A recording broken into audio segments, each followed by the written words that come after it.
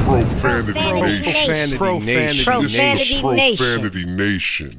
Yeah, it's the new era of man for some old school fans with a new school brand. We got money on the mic with the plan in hand. And Stat Pat to his left, they go hand in hand. And to the right, we got Simpster, he putting it down. It's the Profanity Nation, we running the town, yeah. It's the Profanity Nation. Welcome to the Profanity Nation podcast, where we are the voice of the professional fan, and we also happen to be the dad bods of professional sports talk. You like that one? Yeah, right. We are the official dad bods of professional sports talk. We need some working out to do. You know what? Look, man, I'm on display, dude. Look, I'm on display. You know what? I appreciate that. It is. You know what? I wear it proud. It's not a problem. I got my bouncer body on, man. I'm husky, dude. I'm husky. That's it. This is an important weekend, you guys. This was NFL draft. We've got NBA playoffs. Let's get right into it. But first, let me introduce my co-host. I've got my man right here to the right, Money Mike. How you feeling? Man, I'm good, man. I'm good. The Celtics lost. That was an amazing loss that they had. I was a little worried. Tatum was looking a little Kobe-ish. You know what I mean? But now it looks like they're going to be able to get handled, and then they're not going to win. So that at that point, we're having a good day. At that point, you don't care who wins. I don't care who wins, as long as it's not. As long as it's not in green. Stat Pat, how you feeling, my man? I'm feeling really good, man. Everything's good. Like Money was saying, the fact that the Celtics lost, that's always a good thing. And a little surprised at how the Grizzlies. I'm not really surprised about what the Grizzlies. It almost looked like, and I hate to say this, the Warriors looked a little bit like the old time Lakers, and how they were able to just steal a win on the road in game one. We used to do it. We know what it looks like. Yeah, sneak one out. It looks very familiar. That's all I want to say. Gotcha. Well, as usual, I know you guys watch the show every week or listen. So as usual, we are joined here by our good friend, Marco Nunez, and he's going to help us out with the injury report. So let's go ahead and bring him on right now. Marco Nunez, how are you doing, sir? Doing well. How's everybody doing today? Excellent. Good, man. Real good. Money Mike, have some fun, please. Man, they have a whole lot of injuries going on right now. So our guy Embid, he got an orbital situation. Orbital, I know that's an eye. That's all I know. Yeah. You're going to have to explain that. And he had a concussion. Two-part question. I know he also had a ligament in his hand. Do we care about that part? Is there anything we could do with that? Because we know he's going to be out till at least game 3 or 4, or we're just trying to go ahead and get this orbital situation done? Yeah, so as far as the hand, there's nothing you can do about the hand right now. As far as, he's going to have to get surgery at the end of the season. So it's one of those things that, hey, he has discomfort. He's going to have to deal with it. It is the playoffs, and basically pain's going to be his tolerance.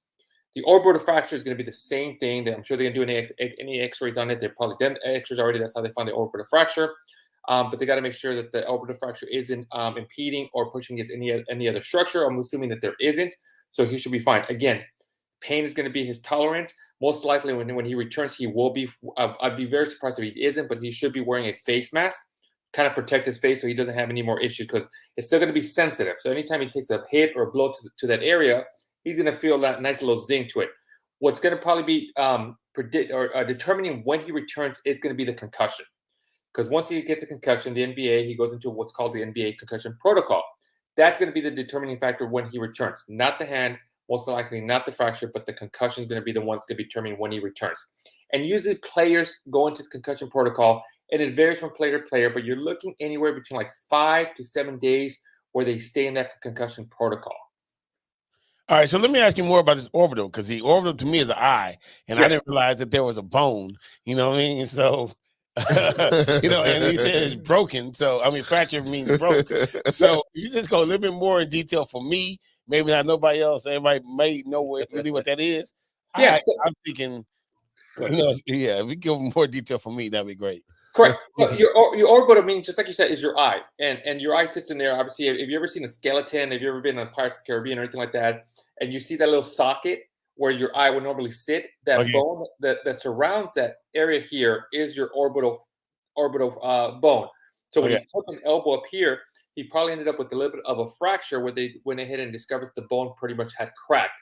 The question was, obviously it's not what's referred to a compound fracture, where that's what Tiger Woods had, where the bone's kind of sticking out of their skin and it's like, we got to get in there to do surgery. But when they did the X-ray, they found a little crack in the bone. Now the crack will eventually heal. Usually it takes about 4 to 6 weeks. It's called calcification, when the bone and bone kind of starts kind of going in there. You may end up with a little bit of a bump later down the road or anything like that, but that would heal. I'm assuming that the fracture was just a nice clean fracture. Otherwise, it would have taken in surgery, repaired anything, put a plate or anything like that. I imagine there wasn't anything necessary for that, but he has a little fracture.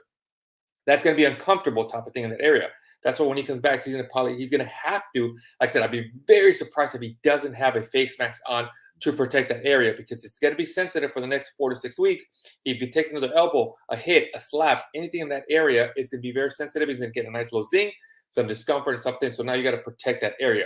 Like I said, the hand, it is what it is. He's going to have to play with it. He's already played with it, so he's fine. But the concussion is the one that's going to determine, once he gets cleared from the concussion, then the next step is, hey, how comfortable are you playing with that discomfort in the orbital fracture? With the face mask, if he feels fine, then he'll be most likely return. All right, sounds So good. get your Kobe on. Yeah. Exactly. Right. What the black The mask? black mask The is that was mask, beautiful, right? by the way. Margo, I'm going to ask you about Devin Booker. Yep. So Devin Booker has I think a grade 1 hamstring strain, and I think he's going to be out for I think the first 2 games because of that. Do you anticipate that could be a lingering injury that can prolong that? I mean, that's the best case scenario, game 3. But is that something that you can you like shed a light on? Is maybe, would it be, because I'm thinking they say the first 2 games, but I think that could keep him out. I've seen hamstrings, or at least in my time, 4 games at least. Yeah. I just want to know, do you think, like, will they be rushing them back if they try to get him back in game 3, or it's just we're going to keep it up to the player? And like you said, with Embiid, it's the playoffs. Correct. So I mean, the crazy part about it is that it's a playoffs. We're in the playoffs right now. If for some reason the Suns win the first 2 games and it looks like they're going to be sweeping, odds are they're going to probably go ahead and sit him out. And hey, let's wait for the conference finals and bring him back at that time. Yes, hamstring strains can be a little debilitating, and they can linger on. They can re-tear type of thing. In a sports like basketball, where it's that acceleration, deceleration, that heavy movement back and forth. You can aggravate that hamstring again. So they're going to be very careful as far as what they do with the hamstring when he does return. It's probably be at the back of his mind. So they're going to monitor him, and obviously continue to rehab with it. Awesome. Gotcha. Okay, guys, can I interrupt real quick? Yeah, go ahead. No. Okay, I have a personal question. Okay, this is where we're going to get selfish again. Okay. Hopefully you know what this is. This is on a test report on my toe. And I don't think it's anything major. There is a questionable ovoid structure with sclerotic rim in the anterior calcaneus seen on the lateral view alone, possibly an interosseous Lymphoma. Yeah. Okay, and so it's on your heel. Nope, it's on my toe. Right here, under my toe. On your toe. Under my big toe. It was on the X-ray, and he pointed it out. The calcaneus bone is basically your heel bone. Okay. Not sure. Well, let me ask you, was that the doctor or the guy that took the X-ray? The doctor. Oh, okay. Who read it? He said it was nothing major, but he called it a benign intraosseous lipoma or something along that line. Intraosseous. Okay, so you probably have is it swollen or anything like that? Pain? Yeah, when you walk? Yeah, it is swollen. Yeah. Okay, so you probably have a little bit of inflammation in there. Most likely, they're going to give you some kind of anti-inflammatories for the case, or they're going to just most likely tell you to take some, like, what's called NSAIDs, non-steroided anti-inflammatory medication. You basically Advil or Aleve type of thing to try kind of alleviate type of thing. Is your toe kind of like almost overlapping, kind of going a little bit inward towards the inside, or is it pretty straight? No, I had taken a slight fall off a scooter, and then it started hurting. So it's right at the base of the toe. So I went in to get it looked at. It wasn't broken or anything, but then they just mentioned that, and he pointed. It basically looked like a little. You have the toe structure there, and it looked like a little additional piece underneath. A bone or something. It almost looked like. I'm not sure. Okay, well, so here's the thing. So underneath your toe, you have two tiny little bones in there. Sometimes you can aggravate that and have it inflamed. As long as you ice it, it should come down. It shouldn't be a big issue type of thing. but sometimes you can kind of correct it. As long as they did the extras and you're fine, you should be fine. So probably when you landed on it, you aggravated that part in their area. So every time you step and you kind of do a toe off on the part, you probably have a little bit of discomfort right now. Absolutely. Absolutely. You're the man. You're the man. Yep. Hey, so one more thing. It's So I was watching your YouTube videos, man, and I got to thinking. I used to drive to, I live in Carson. I used to drive to Fontana to work. Yep. All the way in the car, and I saw you getting out the car. You were doing like a special stretch and everything. Now that's normally like an hour ride, so that would do. Now I wanted to ask you a couple things to that. Like, first of all, how long should you be in the car to you feel like you have to do that stretch? And if you don't feel anything, should you do the stretch anyway? Yeah, you should do the stretch either way. So there's usually about, I know you're not going to get off the freeway odds of doing that if I tell you that there's a 20-minute rule type of thing that you should try to set your time for 20, 30 minutes, get up and do the stretch and walk around. That ideally situation is if you work in an office environment and you're sitting and typing for long periods of time, you set your time for 20, 30 minutes, just get up and walk and go to the restroom type of thing. The issue is that for people that sit for prolonged periods of time, their quads muscles and their hip flexor muscles are being bent so they get tight. And oftentimes when people sit for long periods of time, they'll get up and they think that their back is sore. And it's not necessarily their back that is the issue. The back is the result of what's causing it. And what happens is what's called an anterior pelvic tilt, where your pelvis gets so tight that it tilts forward. And that's why when you walk, when you kind of get out of the car, you kind of, you're kind of like hyperextending in your forward. And if you stretch your hip flexors, your pelvis should kind of go back to normal. And it should take stress off your low back. And what's happening is your low back is trying to pull you back, pull you back, pull you back, pull you back. But your hip flexors are so tight that they're kind of fighting each other type of thing.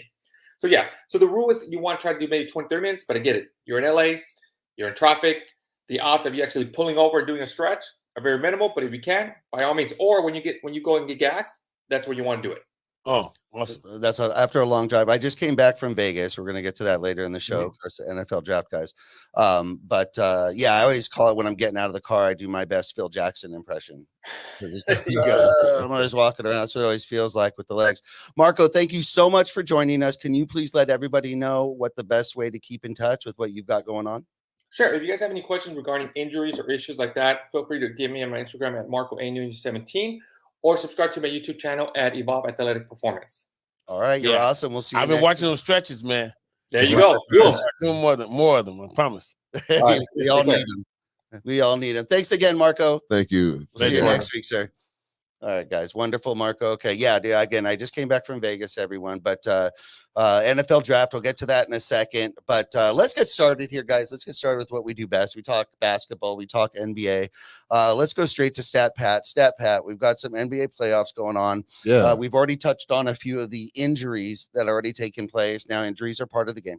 They've happened forever. Yeah. So luckily, it does look like Booker and Embid, two of the biggest stars in these playoffs right now, may make it back, and be able to help their team if necessary. What are you seeing? What's your feel on these playoffs right now? You know, staying on the theme of injuries, we have the series with the Bucks and the Celtics, and the Bucks actually were playing without Middleton.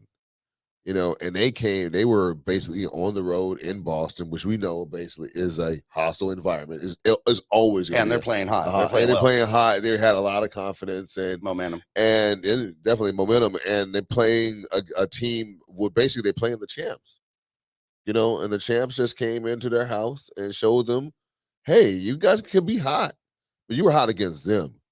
You're not hot against us. We're the champs. And in fact, that they took their money right there in game one. We know we've done this before. We as Laker fans have seen the formula. You on the road, you're the lower seed, you get that game one, and then the series shifts. Game two is house money. You know, you try to get that too, just for you to set up the sweep. Yep.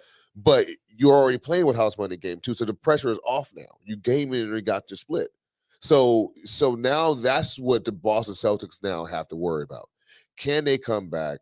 Because Tatum and Brown did not have their best games, but you know, also had a triple-double. Giannis had a triple-double, but he was more in a facilitator role. Yeah, he didn't have to. He didn't blow up. Yeah, exactly. You know, he didn't blow up and you know he's very combustible. You know that might happen in game two. So Yeah, that series is very interesting, man. It's really cool to see. Let's go to Money Mike. Do you think that okay, so the Celtics definitely got punched in the mouth. Yeah. Let's be honest. We all like Tatum. We like Tatum's game. He's a Kobe disciple, so we'll give it there.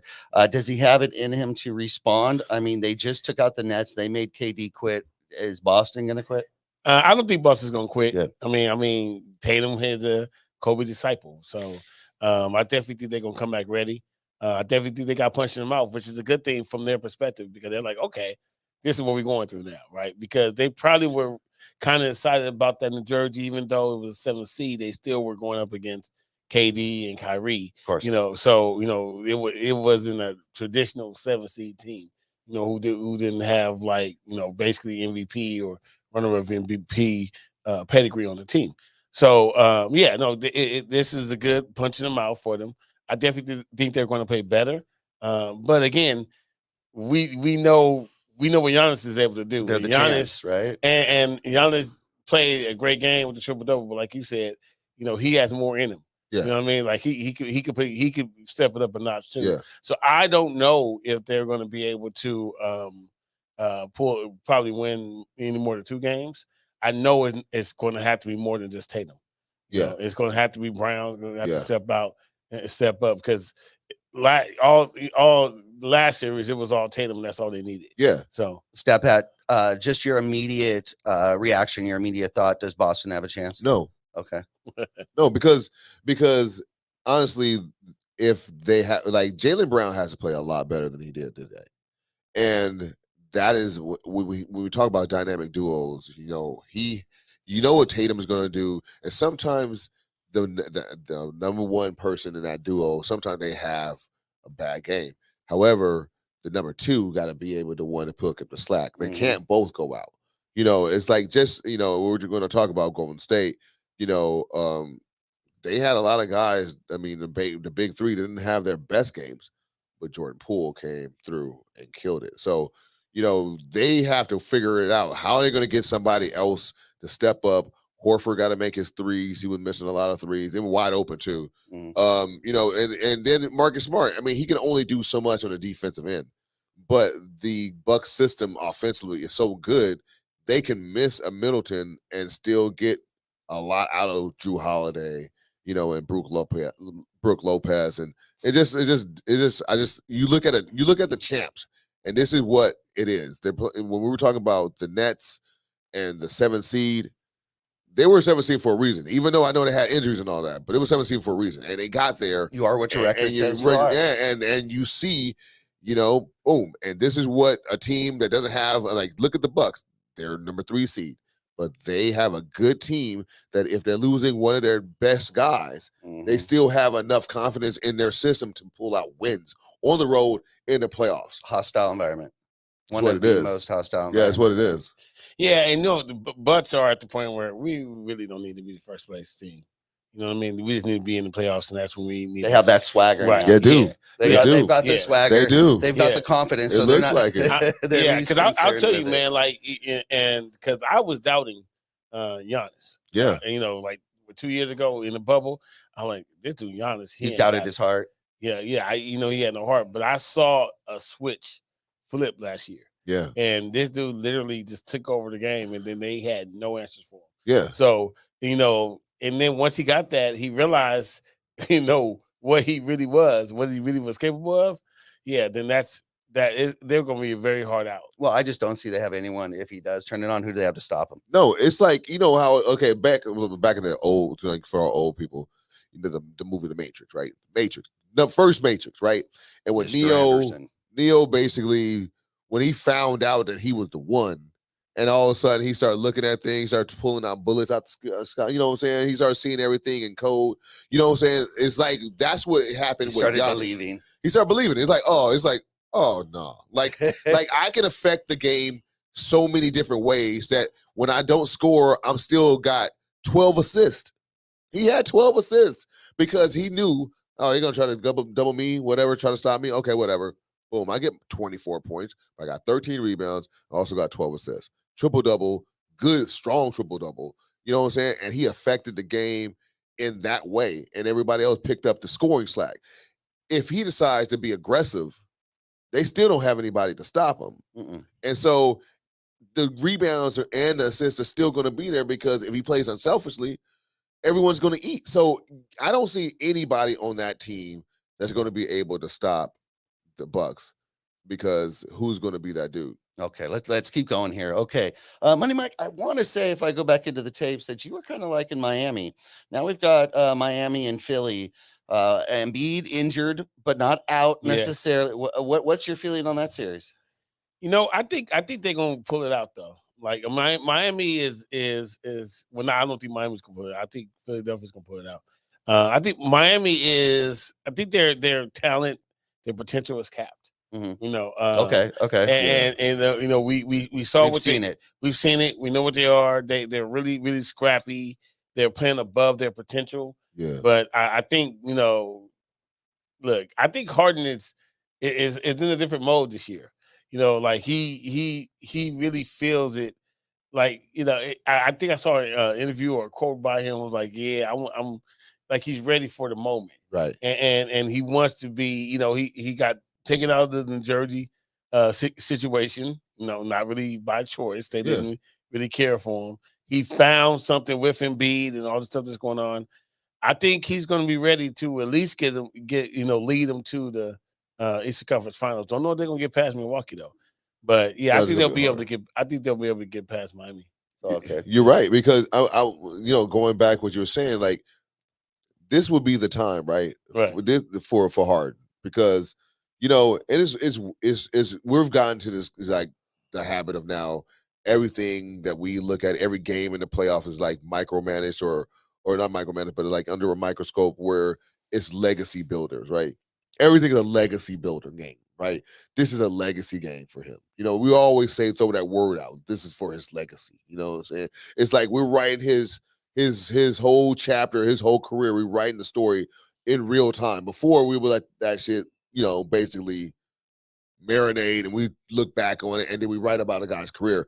Now we're saying that if you don't do anything in this game, your legacy is going to be. It's all like, what have you done for me lately? What have you done? It's so weird. It's like everything. Like your legacy is like so instant. Changes by the day. Like what? Like no, that's not what legacy is really about. Like all but one person, but we're not going to talk about. Yeah, we won't talk about it. He's protected. But since we are talking about legacies, James Harden does have an opportunity to rewrite. What people were kind of like before, like 5 years ago, he was top 5. Right. You know what I'm saying? And now he's like a cancer, this, that, don't play no defense. He's a chucker, that kind of stuff, like all this other stuff. Are you guys overlooking one thing though? Probably. Doc Rivers.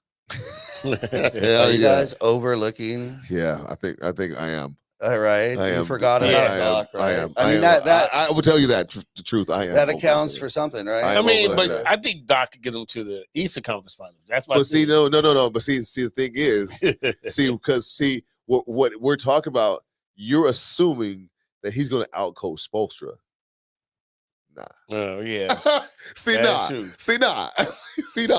Spoelstra has got this bunch that doesn't have the talent that's Doc here as the number 1 seed. Give him Doc's talent. Done. And they are all for, like on favor. He never when he had that favor. I mean, look, of course, LeBron and Dwayne Wade and Bosh in their prime, he didn't really have to do much. But he has proved himself as a coach now since LeBron has left because he has kept them afloat. And he has kept them respectable. To the bubble. Yes, he is literally basically kept them, and it made them a destination spot for free agency because they always had that cash. They always, I mean, it's Miami. It was that second location. They always had that. But now you're saying if going what what Simpson is saying, we're talking about Glenn versus Spoelstra, edge, big time Spoelstra. I agree. I mean, Doc Rivers. Listen, I'm gonna tell you right now, I love his speeches. That's the only thing I love. Like he should be a preacher. Yeah. I mean, listen, this dude right here. If I listen to him, I'm inspired. I don't know how I'm gonna make it to the promised land though. If there's no instruction on how to do it. There's no play that I'm running, but we gonna do this together. I know whatever's gonna happen, we gonna do it together.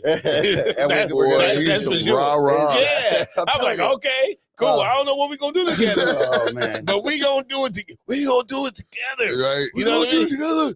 Yeah. You know, Need somebody up there. You know what? And if I it must wasn't admit, for the though, I don't know. orbital, if it wasn't for the fracture, Right? we had a full squad. Right. If. Yeah, oh my God. Oh Yeah. man, Mr. F. All right, question really quick. Keep this moving. Okay, look, you would think on paper if Embiid comes back and can play, they've got Harden, they're expected to win. If they don't, is Doc Rivers on the hot seat? No. No, he's safe, still safe. Okay, Yeah. I don't know why he has a job, but okay. I mean, look, Yeah. he has a resume. That resume takes you a whole lot of places. All right, let's keep moving, guys. Let's go ahead and move to the West. Okay. Some might say that this playoffs is the arrival of Memphis. Yeah. They have arrived. They are playing a healthy, so to speak, Yeah. Golden State team, and within 1 point of winning that game, I believe. Yeah. If I'm right, what are you seeing there? Yeah, but you know what? I'm sorry to cut you No, off. yeah, go ahead. No. But when you know, there's some games that are always close, but you know who's gonna win. You always know in the end. Like, Yeah, you know who's gonna win. Like, That's what it was. yeah, I mean, that's literally That's like what it was. We were like, all right, it was you close, know. but they never felt like Never. we're in control. You knew when you were looking at that game, They were toying with. you knew they were going to pull it out. They had a 1 point lead with like a minute to go, and I think Golden State had the ball, shot the ball, had 4 offensive rebounds or something on some possession, like 4 offensive 4 rebounds, chances. like With no both, Draymond Green. and I'm thinking like to myself, you guys are going to lose this game because if you do not get this rebound, if they do get the possession and run anything, You're done. you're done. And what happens? You know, they get the possession, you know, Anything. yeah, basically, you know, a pump fake, fly by Klay Thompson 3. And you saw it going on, and you're like, that's what championship teams do. They toy with you. And what you saw on basically on display was the inexperience of the Grizzlies. They didn't really take that moment seriously like they should have, because we're all veterans of the game because we are spectators. Of course, we didn't play, but as spectators, we've seen this movie. We've seen it before. And we're looking at it, oh, they're just hanging around, and then boom, steal that by 1. It doesn't matter because that 1 point victory, it looks small. That's a W. But that 1 point. Sometimes those are more yes, traumatizing to the it other is. team. Yeah. And like I said, once again, we're playing with house money. The pressure is all on you now. It's not on me again. It's on you. And so now, how does the Grizzlies handle that against a team that is now looking for the sweep now? They smell blood in the water now. Right, and look, we literally saw that last series with New Jersey. Yeah. The first game, you know, Tatum made the layup 1 by 1, and then all of a sudden they got swept. That's it. And That's it. I don't think there was any game that I think where the margin was larger than 6 at the end. Right.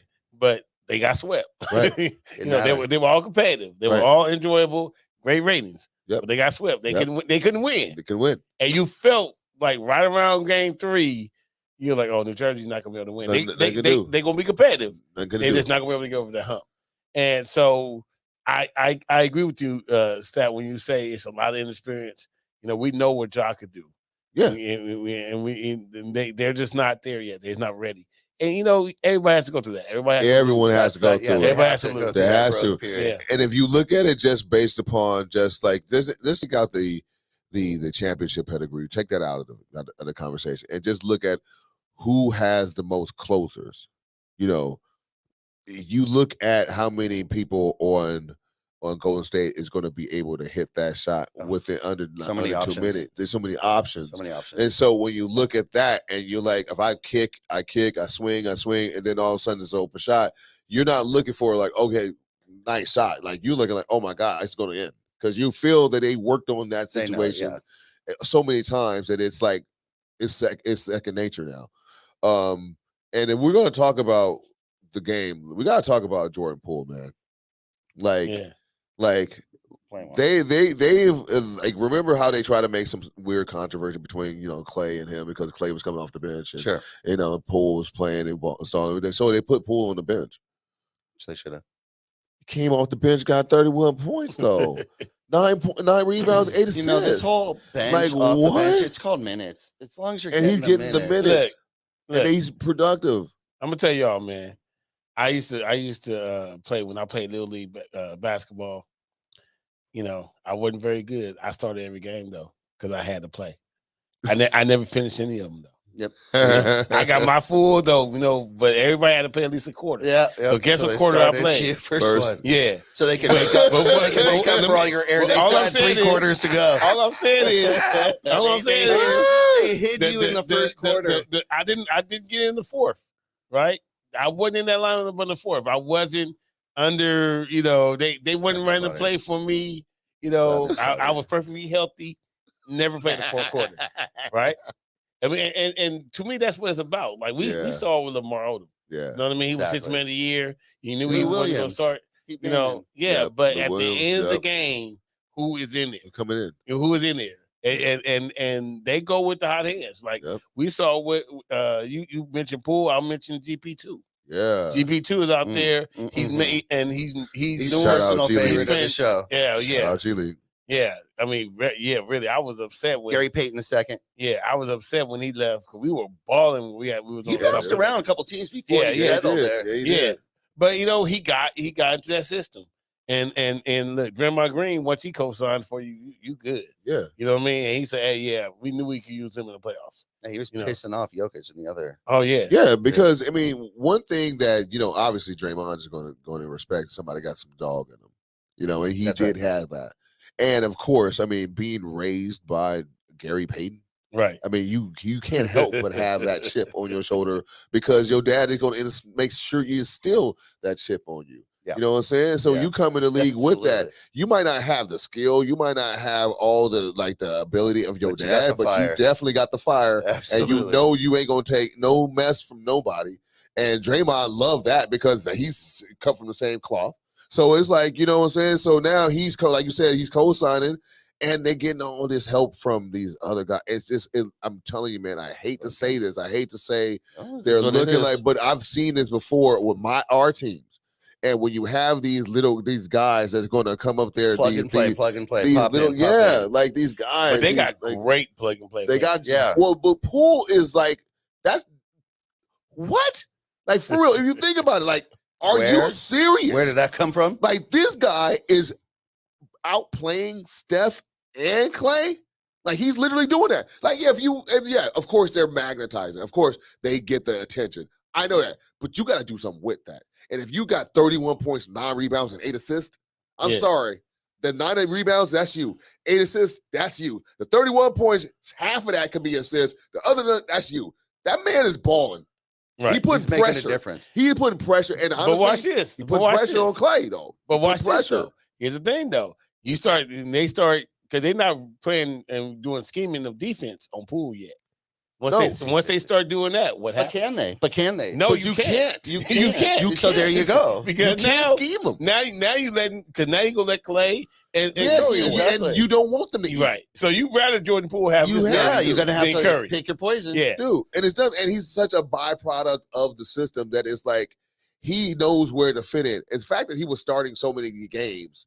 So when he plays with any of those combinations, he played with the bench. Isn't this where those injuries start to pay dividends? Yes. When your star players have injuries and other players get to step up for so long and then they come back. Exactly. This is what happens at that point. Exactly. Yeah. I mean, we've seen it. Yep.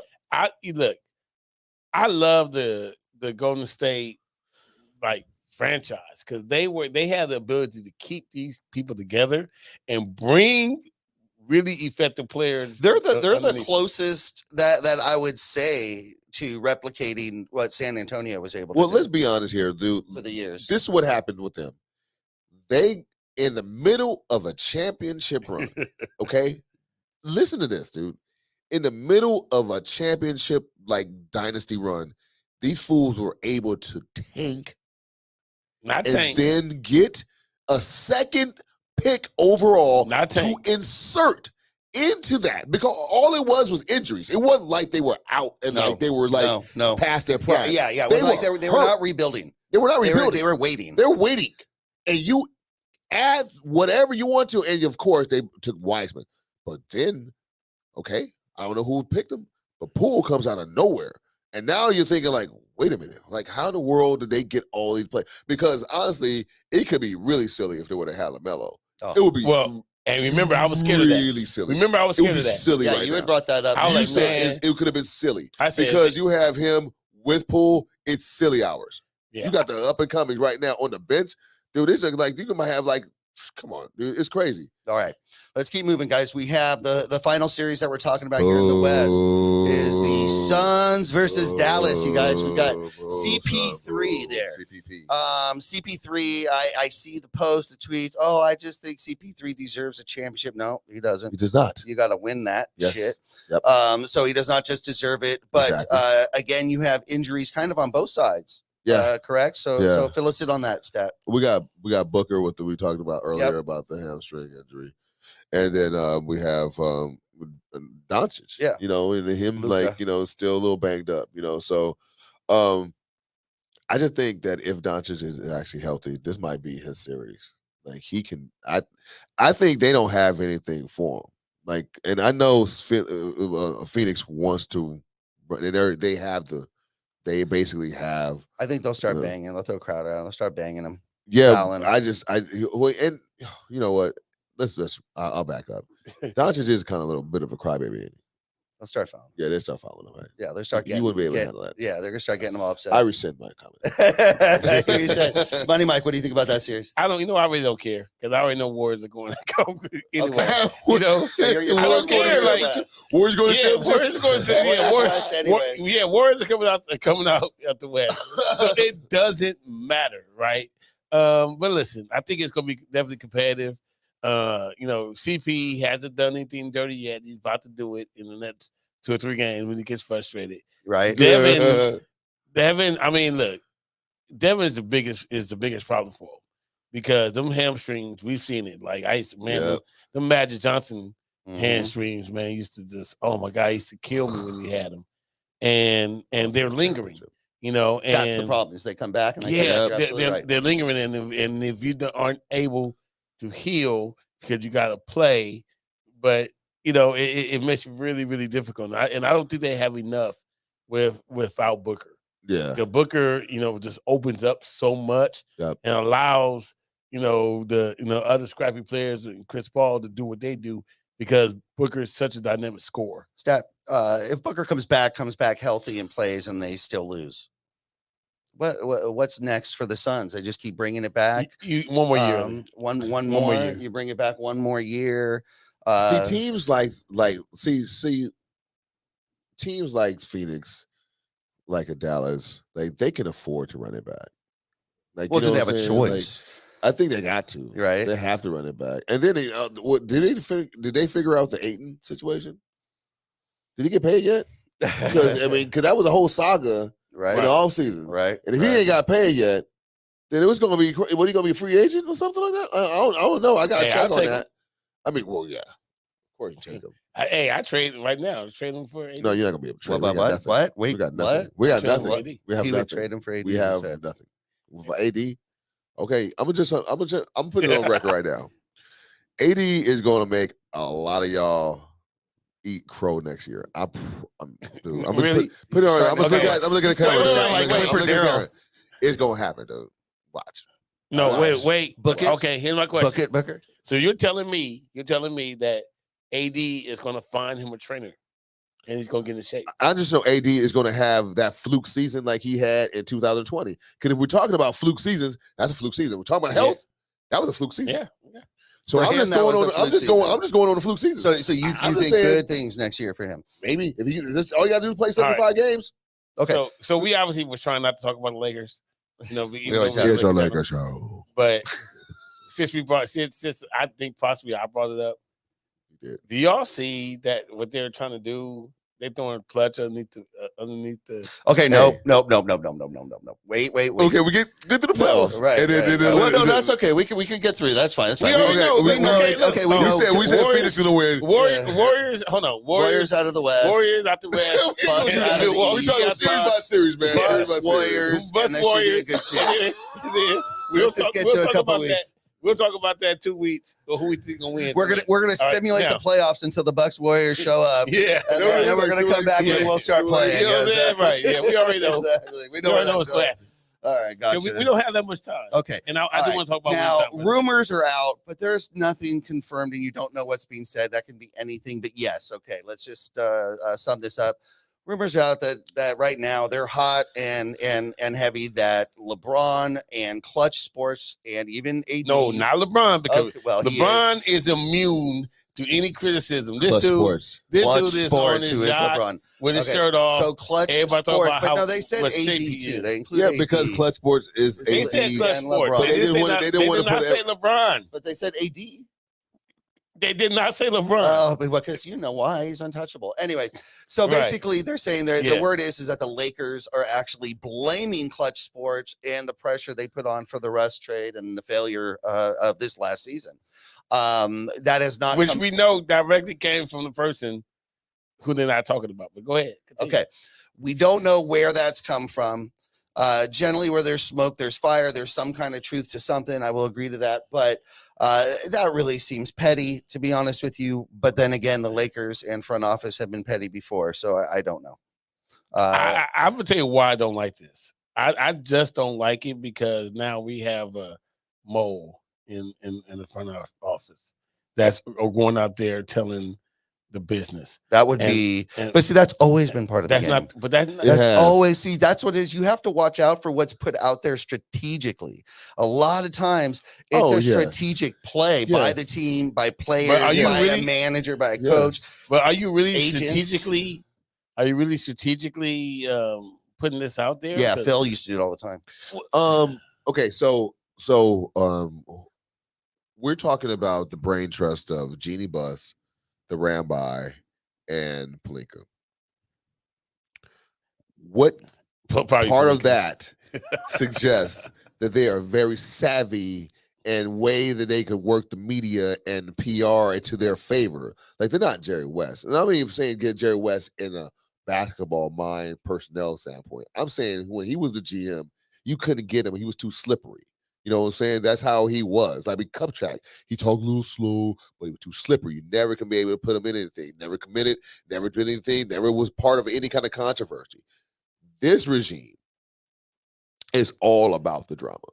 And Magic saw it.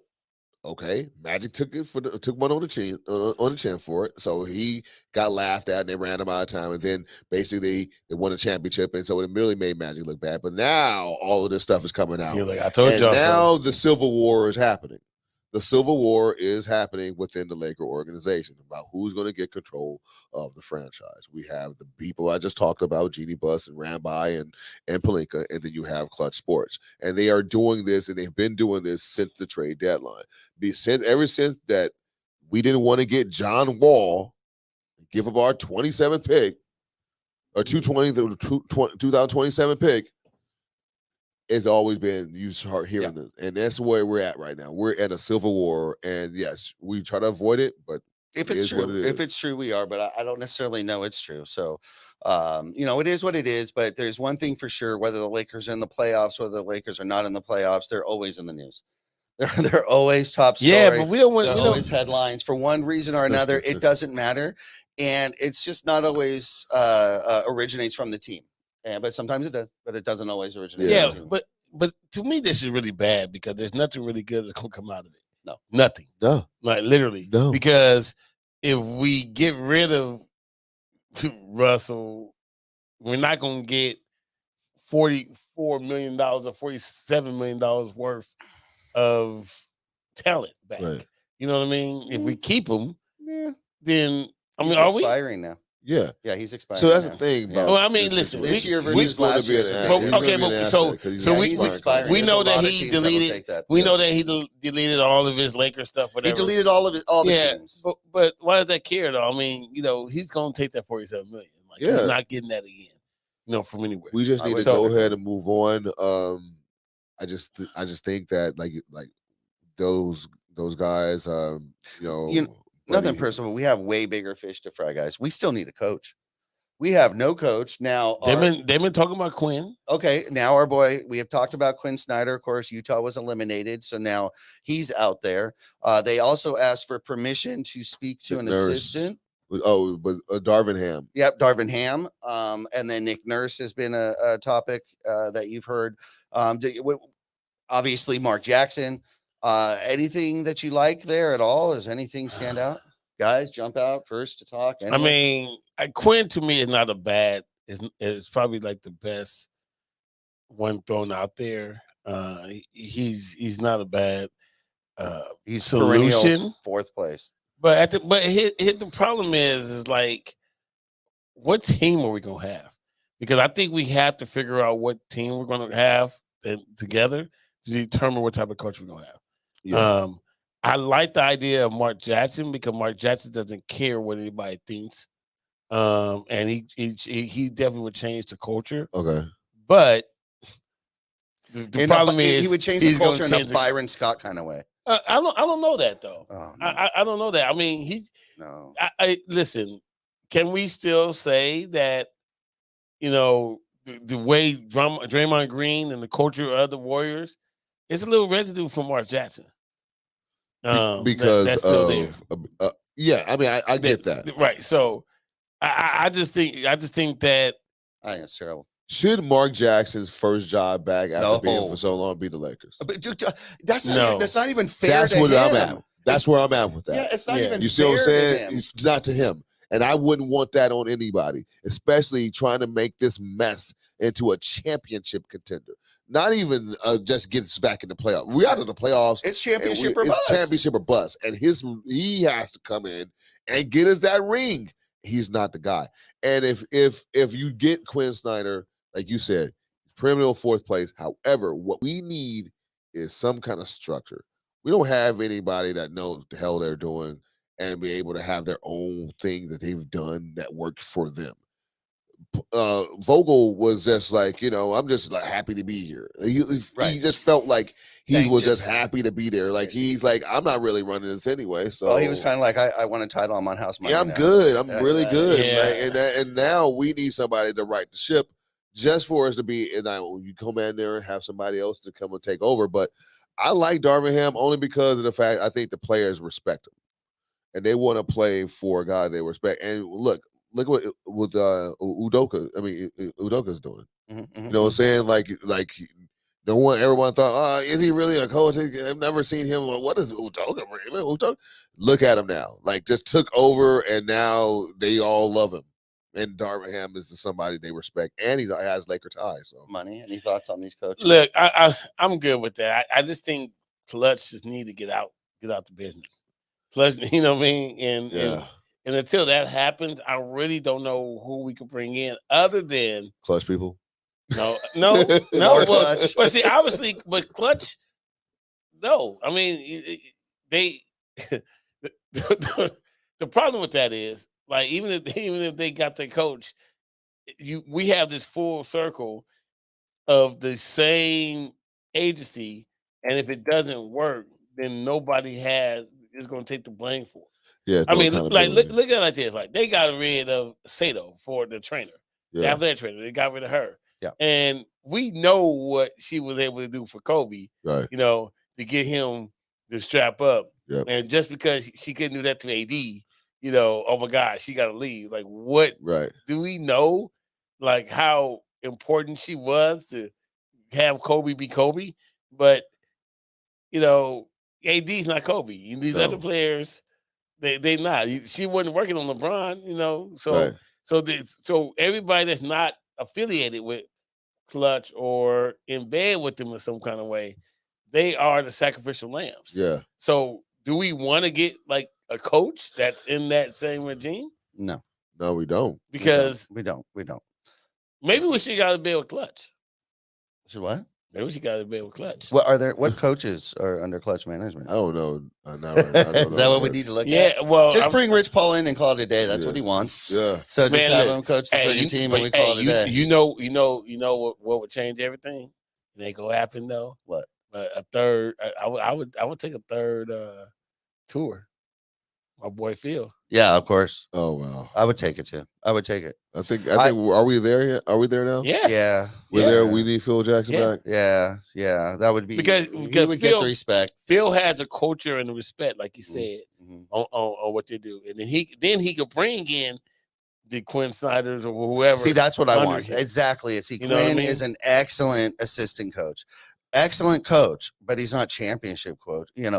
We're watching Winning Time. Everybody, of course, we've been talking about the show. And if you've been watching the show, each episode, as Jack McKinney was hurt in that first season, was Westhead the coach? Is he the guy? Is he the guy? Is he the guy?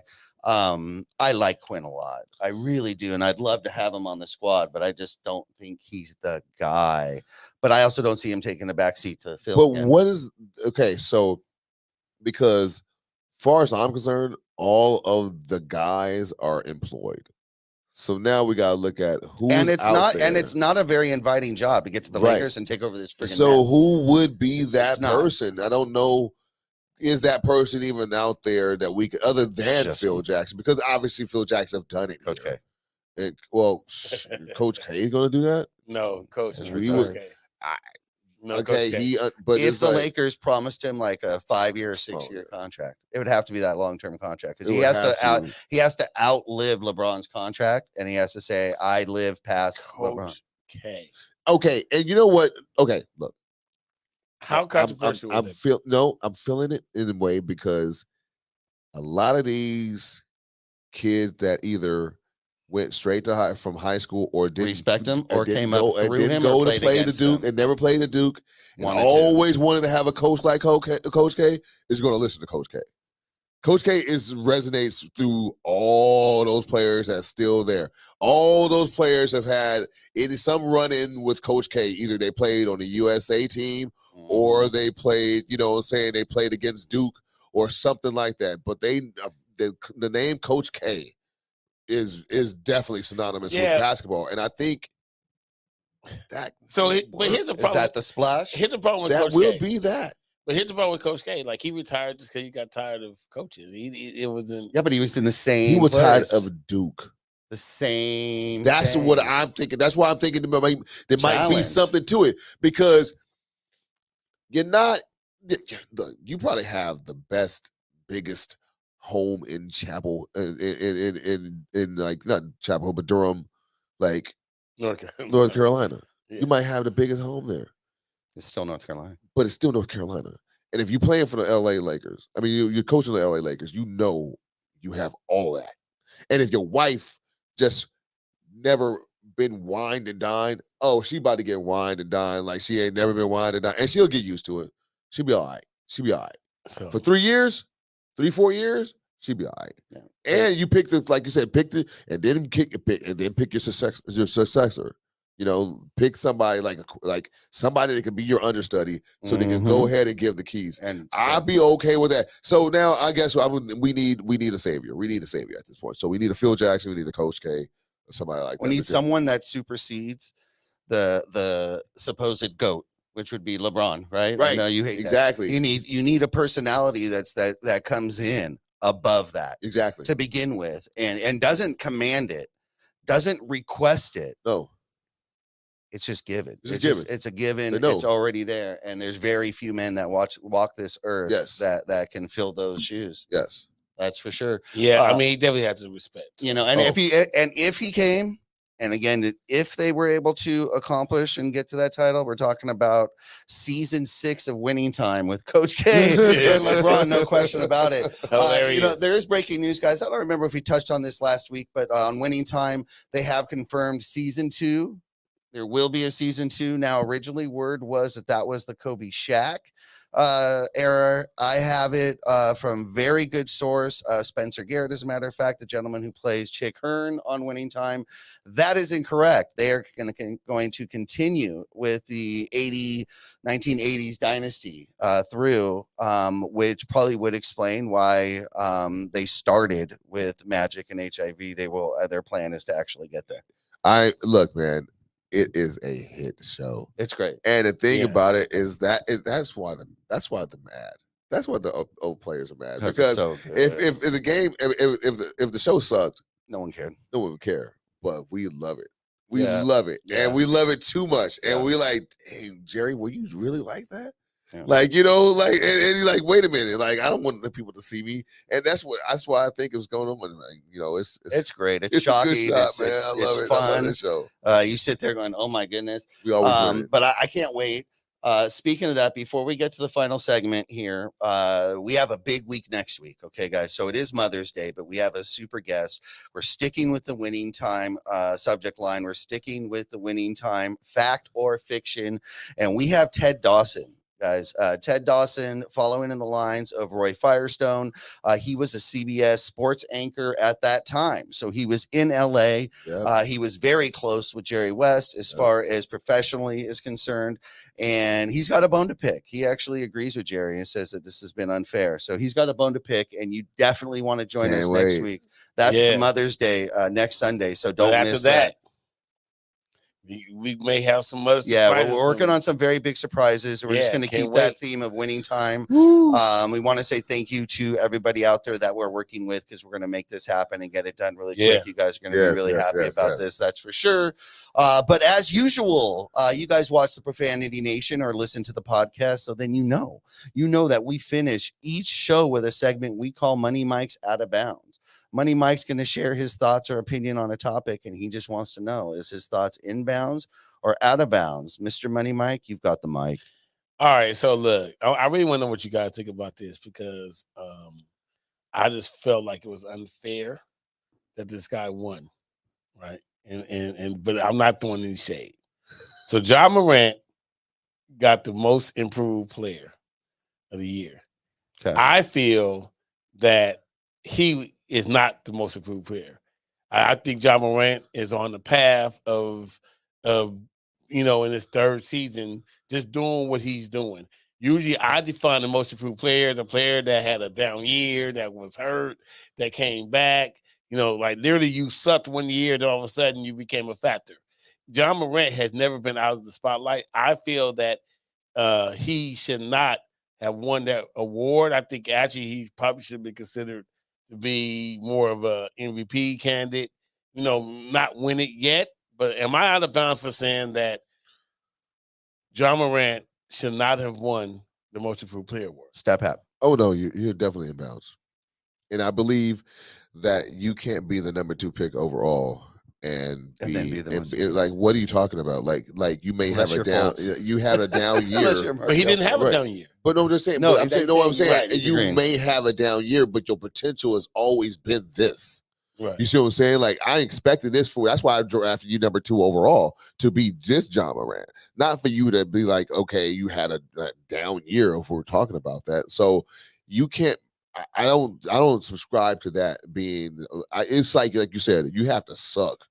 Right. And come out of nowhere. Yeah. And it's almost like a surprise award. Like, where the hell did you come from? It's just like a Derrick Rose. Right. Like when Derrick Rose, like he literally fell off the face of the earth and then came back and been there you go. Player. Yeah. And it's like, but the this is where I feel it's like there's a popularity contest in with these awards, because it felt like there's too much buzz around John Morant. For him to not get something. He wasn't going to get an MVP. He wasn't going to get anything like that. Not get a 6-man, but he needs something for us to be like, we recognize that. This, because the NBA is literally looking at spreading the love. And they're definitely saying, okay, you are the heir apparent. You are on the when we look at all the people from the West, he's the most exciting in the West. Yeah.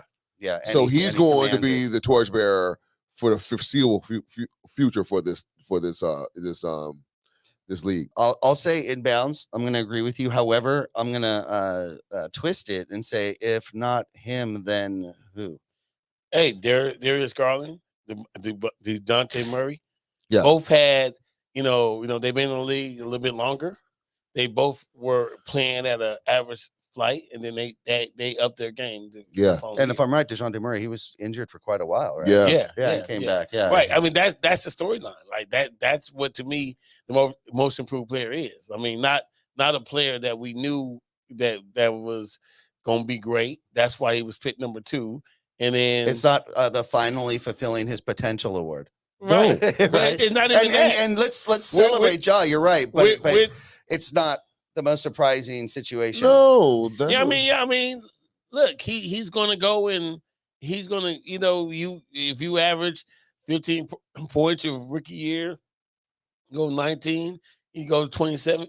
I mean, this is the natural progression of a player. Yes. That's 3 years into the league. It's like he became a superstar, and they're like, how do you go from regular good player to superstar? You must be most improved. No. No. But we knew that's what he was going to be. That's what I'm saying. Right. Like, it's not a shot. Yeah. That's So not a you're shot. inbounds. That's not a bad Hey, one. I appreciate that, man. 100%, You like 100%. that. All right, everybody. Well, thank you so much for joining the Profanity Nation podcast once again for an excellent episode. Yes. I want to thank my co-host here, Money Mike, Stat Pat. I want to thank Dwan, our producer. Theo, you know who you are and where you're at. I want to thank everyone who participated at the fan club, Los Angeles Lakers fan club on Clubhouse, and the comments. We saw you there. Thank you so much. Infinity Studios, that's where we're at. Yeah. If you're a podcaster, you're in the LA area, you're visiting the LA area, if you're looking to get something recorded, satellite broadcasting office, green screen, you name it, this is the spot. We got you. This is the spot to go. 10 minutes outside of downtown LA. This is where you want to take it. So thank you guys so much. And with that, we're going to go lead into the Infinity Studios commercial, and we're out of here. Next week is Mother's Day, and we have a really special edition of the Profanity Nation podcast with Ted Dawson. Again, fact or fiction winning time. And then you're going to want to stay tuned to our Instagram because we have updates. We have some really big news, some really big guests coming up. Thanks again for joining us. We'll see you guys next week.